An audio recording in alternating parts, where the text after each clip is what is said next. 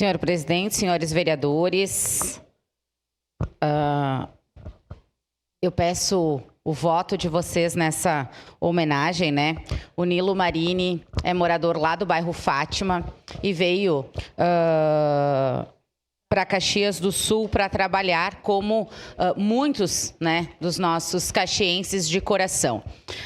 Ele tem empresa constituída há muito tempo, é um empreendedor nato, desde o princípio, quando veio para Caxias, veio para vender frutas e verduras, depois abriu um mercado e hoje é dono dos Guinchos Marini.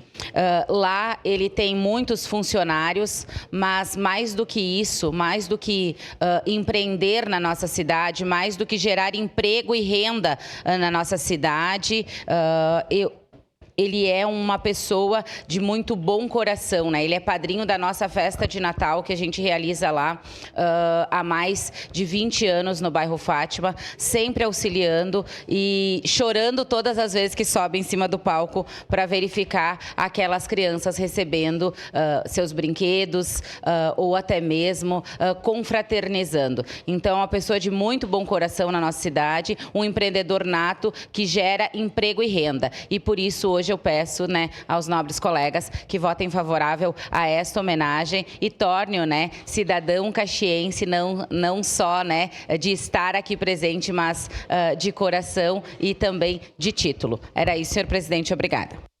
Obrigado, vereadora. Encerrada a